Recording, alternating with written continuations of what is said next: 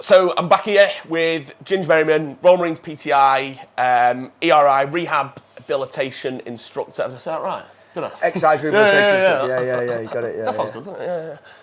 Sounds Gucci, doesn't it? Yeah, it sounds good. It's not that good. We're gonna talk today about the importance of like warm-ups, cool-downs, activation, and I feel like a fraud sat here saying this because when I was younger, and probably still to now, I've probably not taken this as seriously as I should. And definitely when I was younger, I'd go to the gym and I'd just start. I'd pile the weight on because I wanted to be big and strong and bulky, blah, blah. And I'd just start and I'd get pains, I'd get injuries, but I just wanted to crack on through it.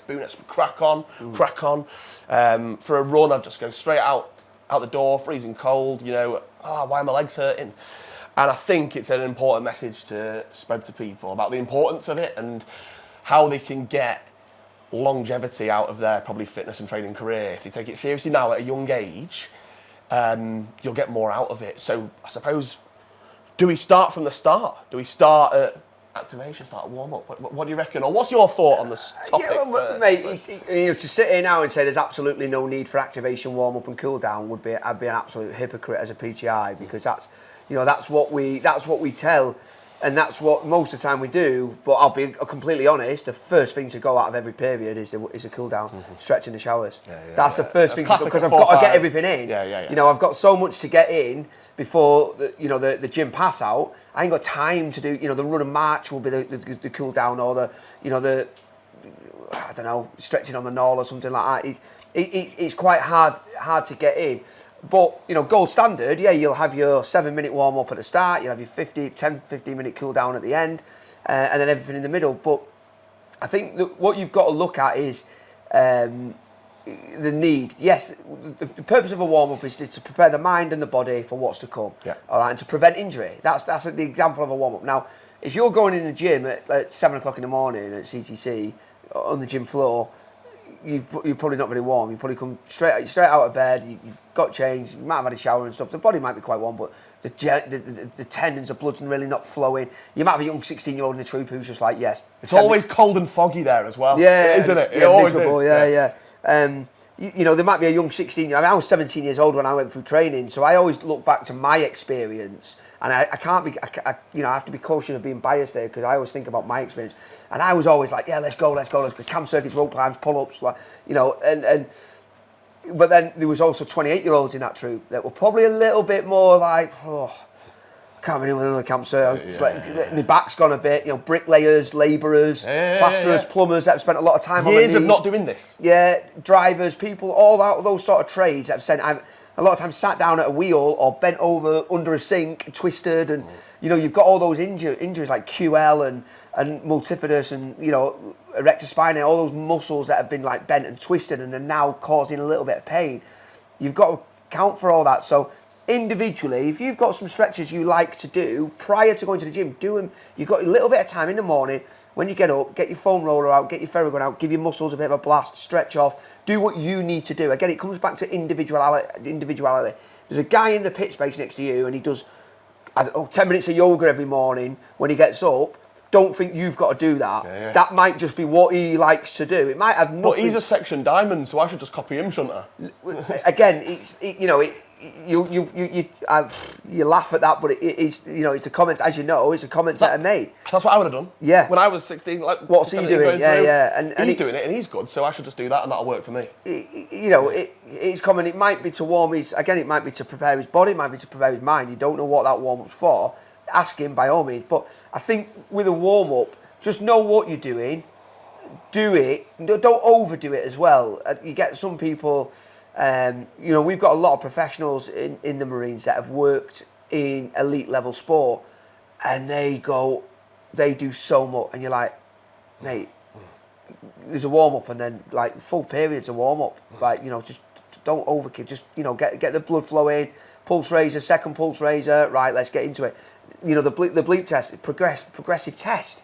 So it's straight away, you're into like that, steady jog, a little bit faster. Right now we're going and I've got a good example of that, the over warm up. So I've had it before playing rugby when I've come back on leave and I've played for the 4th team or something like that, and it's like, you know, everyone's fagging in the changing rooms and walks out and you get beat and you're like, right, I could see that coming because we didn't warm up enough, right? We went to Australia with the corps playing rugby league, and I don't mean to speak ill of it, but you know, like it was, we were playing the Aussie Police, and they were the police world champions. They just won the World Cup. Yeah. They had blokes that used to play in the NRL who were like, do you want to come and join the police and you'll just play rugby? And they were like, yeah, right. Like, big boys, like. And we'd obviously got there, Royal Marines, right, we're going to do a 2-hour warm-up, and we're going to do fizz, and smash bags. We're not even acclimatised, mate. Like, we were just roasting, sweating, we were all dangling, like, absolutely hanging out. And we're like, come on, we're boot next, we keep going, smash, smash, smash. And these boys were just relaxed warm-up. And some people were like, look, they don't even want it, they don't, you know, they're not taking it seriously.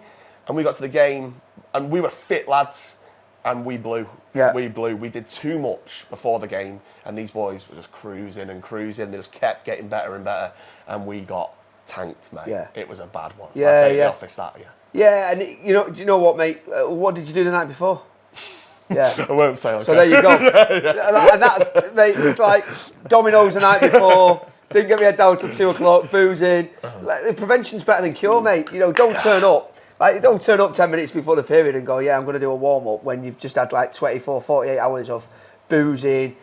Mate, look, you've got Australia, you've got to take the opportunity. Place, yeah, mate, I was out there last year. Obviously, I don't booze, but I was taking every opportunity, mate, to see and do everything I could. I was up early every morning, going for a run down Coogee Bay. The core's good for that, isn't it? You do find yourself mate. in some places Unbelievable. where you would never think times where you yourself just think paid to go and play rugby in Australia. Yeah, what am I doing here? Like, you know, how did I end up here? Like, Clifford Stockport. This like, isn't right. Yeah. Like, I'm getting actually paid more to be here. Yeah, but I think that's a good point that you hit on there. You know, that lesson starts 24 hours beforehand. You know, get your head down early, eat good the night before. If you know you've got gym pass out is a double period. It's honking. It's that is a commando test in itself. Gym pass out, bottom field pass out, are horrific periods. They are horrendous. And to get you into that, I'll be honest with you now, on PTI, if you put me on a gym pass out now, I'd fail it. You have to get ready for that. You know, I can do a rope climb, yes, I can do a camp circuit, yeah, I can do beam sequence and everything else. But to do it all back to back and get it all in the timings and everything, you've got to be conditioned for that, mate. You know, you have to be conditioned, and part of that preparation is hydration, sleep, you know, recovery, micros, macros, nutrition. So yeah, you turn up and do your warm up, but if you've been caning dominoes the night before and knocking pints down range and you know you're not sleeping on your phone in your pit till 2 o'clock in the morning, you ain't going nowhere, mate. You know, that warm up's not worth the time you're giving it. You're probably too far gone at that point. Yeah, you're doing your token effort, but we don't want that. We want to have prepared well 24 hours before, come into it, do a warm-up that's going to really help us activate for the session, reduce the risk of injury, and not be trying to chase something that's probably already broken because you've come into it wrong. And I'm telling you now, we all came into that game wrong. Yeah, big time. And again, you know, take it back to my job that I'm doing now. You see the CPC lads turn up and ladies and the cramp. Massive. I hear this all the time. Cramp on the endurance course. Failed on cramp running back. You can't. I don't care how hard you are. Dave Goggins, a challenger. Get cramp and go for a run. You're not running. You're not going anywhere, mate. You're going in the wagon. It's nearly as bad as standing on Lego. You know, I put a video out recently saying it's like turning up to do your GCSEs, being that A-star top grade. You know everything. You can have everything in here. If you forgot your pen, you ain't doing anything, mate. Yeah. If you've not prepared, you ain't putting anything. You're failing. So, yeah, have a look at all the individual aspects, but then think about doing them day after day after day. You know, you're going to do your RMFT, couple of hours off, then you're going to do your swim. You know, then you're doing the bottom field, then you've got a determination test the next day. You've got to be ready for that. And I'm not trying to scare anyone. I'm just trying to prepare people. So yeah, warm up's really good. Got a place, got a benefit. So is a cool down. You know, delaying that muscle, like, you know, elongating the muscle stretching, delaying that muscle recovery till it's like cramping up and you're not getting a stiff back. That's all we're doing, just holding that static stretching. There's something we can touch on as well. Dynamic stretching and static stretching, two different types. You've also got proprioceptive neuromuscular facilitation, PMF stretching. Can you spell that for me, mate? Sorry. No, Jen, I can't. But so there's 3 different types of stretching, and it's probably more as well, but they're the top 3. So PNF stretching, proprioceptive neuromuscular facilitation. That's when you're helping someone to stretch. You know, Yeah. When you see it when you're lying down. Yeah, and someone's holding your leg up. When someone gets cramp on a pitch and someone holds it, you know, and it's, again, don't do that unless you know how you're doing it. Dynamic stretching is the stuff that you'll do. So if I want to dynamically stretch my bicep, I do that. If I want to static stretch my bicep, I do that. So it's movement. It's movement. Yeah, of course it is. Yeah, and you're just stretching out that bicep. But dynamic stretching would be this. Yeah. Static stretching would be that. Yeah, exactly. Yeah. And then that's passive and active. So that would be active. Yeah. So I'm activating my tricep to stretch my bicep. Passive would be that. Yeah. I'm using that. I'm not activating anything here. I'm using the bar to stretch. All right. So again, push 2 different types of that form of stretching as well. So look, they've all got a purpose. They all serve a purpose. They're all really good. If you can do them, do them. Don't kill them. Do not go over the top and do a 30-minute, unless you want to do a yoga. You've got a day off. You want to do a bit of active recovery. Do a bit of a yoga session or something. But don't start losing your mind over it. Don't now watch this video and go, I'm not stretching, I'm going to fail my CPC. You know what I mean? Just calm down. Know what it is. Know how to stretch certain muscles. If you've got tightness, that's your body telling you it's tight. The next step up is it's tighter. The next step up is pain. The next step up is stress fracture.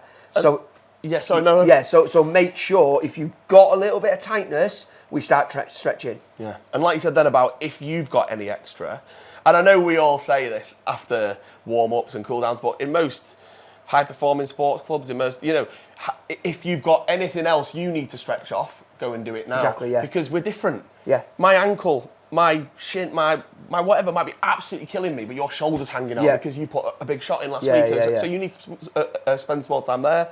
I need to do some more lower body stuff. Everyone's different, so you don't just copy the other person. Backs and forwards on a rugby pitch. Yeah. So you'll find the backs doing a lot of hip stuff, hip mobilisation. Yeah. You'll find the forwards doing shoulder stuff because they're doing line outs, they're lifting, they're scrumming. You know, they're in the pack. So you know, the backs, to say they won't use the shoulders is wrong because they'll be tackling, they'll be throwing, and everything else. But they will use the shoulders less. They'll be less demanding on the shoulders, and more demanding on the hips, ankles, and knees. And whereas the forwards will need that, you know, that range of movement and strength. Knockers over. I think that just screams listen to your body, then, doesn't it? Yeah. You know, it's like your body. Yeah, your body. Yeah. So if I'm going running loads and even if my program says, well, I'm supposed to go for a run tomorrow, but my shins are screaming out here, don't just be a robot. Don't just follow it. Like, get in touch with your coach. I'm in pain here. What should I do? Let's think about something different. Let's think outside the box. Bootnecks pride themselves on being self-sufficient, and we're going to do another video on that soon. Self-sufficient, thinking soldier, being able to think for yourself, not, well, no one told me that if my shins hurt, don't go out for another 10 mile. You know, thinking for yourself, thinking outside the box, using your head. And before you just, you know, follow the sat-nav off a cliff because it said go forward, you know what I mean? Think for yourself. I think the key messages we've got in all of this here is the warm-up actually doesn't start 10 minutes before fizz. It starts 24 hours before, doesn't it? It's your preparation. Yeah. How seriously you want to take it. Are you rested? Are you nutritioned well? Hydrated? Salts in, everything like that. Have you, you know, not done too much the sort of day before? Not too much of that. Good food, good sleep. And then I suppose listen to your body.